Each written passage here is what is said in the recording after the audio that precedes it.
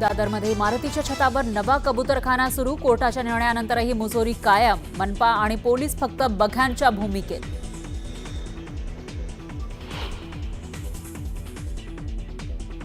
KDMC नंतर नागपूर, मालेगाव, संभाजीनगर आणि अमरावतीमध्ये ही चिकन मटन शॉप 15 ऑगस्टला राहणार बंद. काय खायचं हे सांगण्याचा अधिकार पालिकेला नाही, विरोधकांचा हल्लाबोल.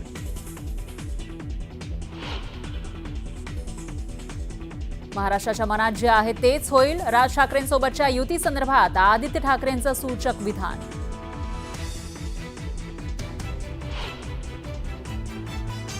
झेंडावंदन करणं म्हणजे पालकमंत्रीपद मिळणं असं होत नाही, तर पालकमंत्रीपद मिळेल ही अपेक्षा.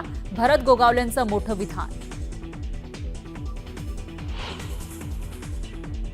आणि नाशिकच्या आदिवासी आयुक्तालयाबाहेर बसलेले आदिवासी आंदोलक आक्रमक. बाह्य स्रोताद्वारे भरल्या जाणाऱ्या पदांचा शासन निर्देश रद्द करण्याची मागणी.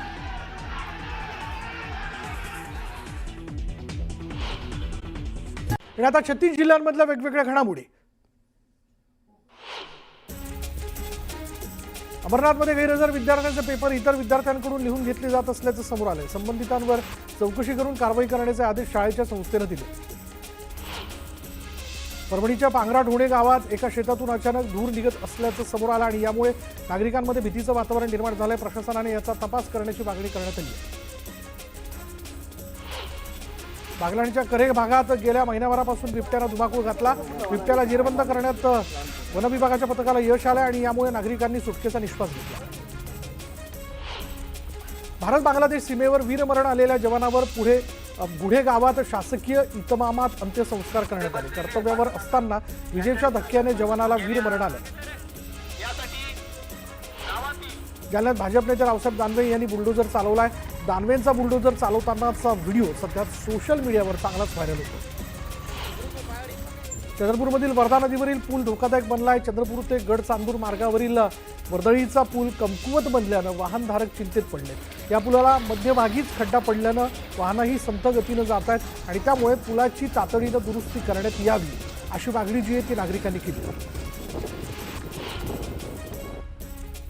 साताऱ्यातील अजिंठा चौकात अनधिकृतरित्या GS कंपनीची कीटकनाशक विक्री करणाऱ्यांना कृषी विभागाच्या भरारी पथकानं रंगेहात पकडलं. या वाहनातून 1,23,000चा मुद्द्याल जप्त करत सातारा कृषी विभागानं मोठी कारवाई केली. तुळजाभवानी देवीच्या गाभारा दुरुस्तीचा वाद आणखीनच चिघळला. यात आता जितेंद्र आव्हाडांनीही उडी घेतली असून देवीचा गाभारा पाडून नवीन गाभारा करण्याला जितेंद्र आव्हाडांनी विरोध केला. पोस्ट टाकून त्यांनी मंदिर प्रशासनासह सरकारच्या विरोधात भूमिका घेतली आहे. जालना जिल्ह्यातल्या परतूरमध्ये बसस्थानकाकडे जाणाऱ्या रस्त्याची चाळण झाली. शहरातील तनपुरे चौक ते नगर परिषदेसमोरून येणारे दोनही रस्ते खड्ड्यांनी भरले असून खड्ड्यांमध्ये पाणी साचले. त्यामुळे रस्ता तात्काळ दुरुस्त करण्याची मागणी जी ती नागरिकांनी केली. मालेगावच्या निळगावाण इथल्या गावात पाणी भरत असताना एक महिला विहिरीत पडली. यावेळी पत्नीला वाचवण्यासाठी पतीनं ही विहिरीत उडी मारली. मात्र पोहता येत नसल्यानं दोघंही बुडू लागले आणि ही घटना लक्षात येताच ग्रामस्थांनी दोघांचे प्राण वाचवले. सिंधुदुर्ग जिल्ह्यातील शेतकरी रानगव्यांच्या उपद्रवामुळे मेटाकुटीस आलेला असतानाच आता फळमाशीचं नवं संकट शेतकऱ्यांसमोर उभं टाकलंय. काकडी पिकावर किडीचा प्रादुर्भाव झाल्यानं शेतकरी मेटाकुटीला आला. पुण्याच्या भोर तालुक्यातील शिवरे गावात बिबट्याचा मुक्त संचार पाहायला मिळाला. दत्त मंदिर परिसरात बिबट्या फिरत असताना CCTV कॅमेऱ्यात कैद झाला आणि त्यामुळे नागरिकांमध्ये भीतीचं वातावरण पसरलं. रविवारपासून 14 गावांचा पाणीपुरवठा करणाऱ्या नागपूरमधील केंद्राला वीज पुरवठा करणारी केबी वाहिनी बिघडली होती. वेणा नदी दुथडी भरून वाहत असतानाही महावितरणच्या कर्मचाऱ्यांनी जीव धोक्यात घालून 14 गावांचा पाणीपुरवठा सुरळीत केला. खडकपूर्णा धरणाचे 3 दरवाजे उघडण्यात आलेत आणि यामुळे नदीकाठच्या 33 गावांना सतर्कतेचा इशारा देण्यात आला. सोलापूरच्या आराळी गावात मुसळधार पावसाने हजेरी लावली आणि यामुळे आराळीतील पूल वाहून गेल्यानं नागरिकांनी जीवघेणा प्रवास त्यांना करावा लागतो. नागरिकांना दरम्यान तातडीनं पूल दुरुस्त करण्याची मागणी नागरिकांनी केली. दक्षिण सोलापूर तालुक्यातील अनेक गावांना जोरदार पावसाचा फटका बसला. बक्षी हिप्परगा गावातील अनेक शेतकऱ्यांच्या शेतात पाणी शिरलंय आणि त्यामुळे शेतीचं मोठ्या प्रमाणात नुकसान झालंय. सरकारनं नुकसान भरपाई द्यावी अशी मागणी शेतकऱ्यांनी केली. अक्कलकोट तालुक्यातील आंदेवाडी पुलावरनं बोरी नदीत वाहून गेलेल्या तरुणाचा मृतदेह अखेर सापडलाय. आपत्ती व्यवस्थापन आणि अक्कलकोट तालुका प्रशासनाकडून मागच्या 60 ते 70 तासांपासून शोधमोहीम सुरू होती आणि पुराच्या पाण्यात हा तरुण वाहून गेला होता. भाकड जनावरांसह शेतकऱ्यांनी प्रांत कार्यालयात घुसखोरी करत प्रांत अधिकाऱ्यांच्या दालनासमोरच घोषणाबाजी केली। भाकड जनावरांचा प्रश्न गंभीर झाल्यानं शेतकरी आक्रमक झाले। चिपळूणमध्ये काँग्रेसने रास्ता रोको आंदोलन केलं। काल राहुल गांधींना केलेल्या अटकेनंतर कार्यकर्त्यांकडून रास्ता रोको करण्यात आला। तानाशाही नहीं चलेगी अशी घोषणाबाजी करण्यात आली। राज्य सरकारी कर्मचारी मध्यवर्ती संघटना महाराष्ट्र जिल्हा शाखा चंद्रपूरच्या वतीनं जिल्हाधिकारी कार्यालयासमोर कर्मचाऱ्यांनी जोरदार निदर्शनं केली। प्रलंबित मागण्यांचं प्रोत्साहन भत्ता सुरू करण्यासाठी आंदोलन करण्यात आलं।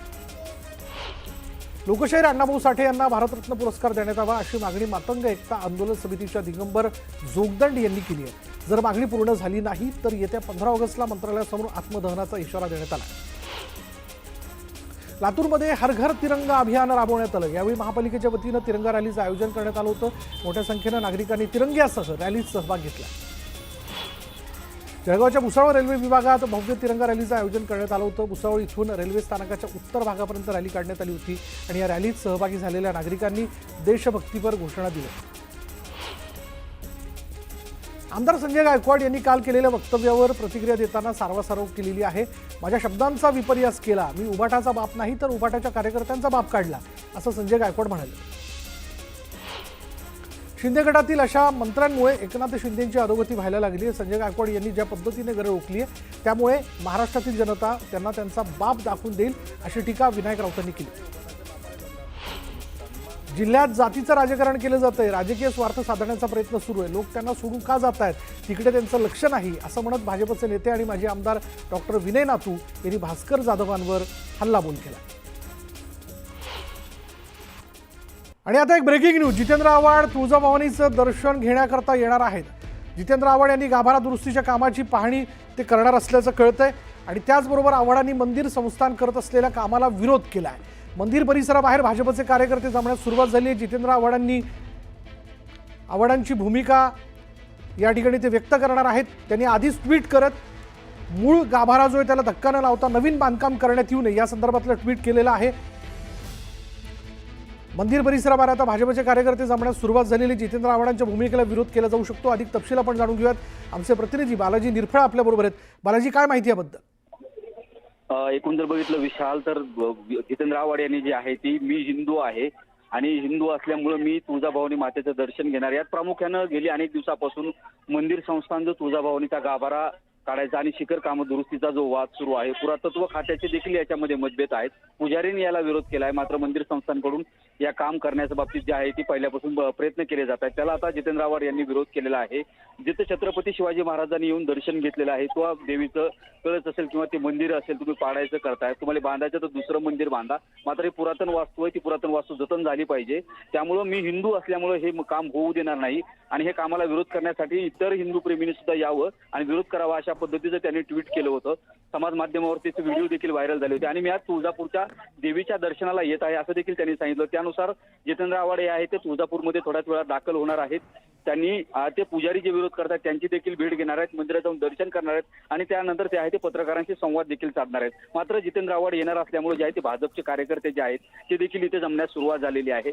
भाजपचे आमदार राणा जगजितसिंह पाटील यांचा हा मतदारसंघ आहे आणि त्यांच्या मंदिर संस्थांचे ते विश्वस्त देखील आहेत, त्यामुळे त्यांच्या नियंत्रणाखाली हे देखील काम होत आहे। त्यामुळे भाजप आपली भूमिका काय आहे, जितेंद्र आव्हाड जर या भूमिकेला विरोध करत असतील तर आम्ही त्यांना विरोध करणार अशी भाजपच्या कार्यकर्त्यांनी देखील भूमिका घेतलेली आहे। त्यामुळे कुठेतरी कार्यकर्ते जे आहेत ते जमण्यास सुरुवात झालेली आहे। पोलीस बंदोबस्त देखील मोठ्या प्रमाणात तैनात करण्यात आलेला आहे। बरोबर, जितेंद्र आव्हाड तुळजाभवानीच्या दर्शनाला येत आहे। यापूर्वीच त्यांनी ट्विट करून गाभारा बांधकामाच्या संदर्भातली भूमिका जी आहे ती त्यांनी स्पष्ट केलेली आहे। पुढे पाहूयात इतरही घडामोडी। केंद्र सरकारकडून कॅबिनेट बैठकीत आज 3 महत्त्वाचे निर्णय घेण्यात आले।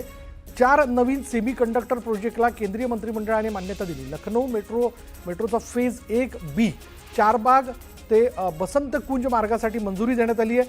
अरुणाचल प्रदेशातील 700 मेगावॅट क्षमतेचा जलविद्युत प्रकल्पही मंजूर करण्यात आला।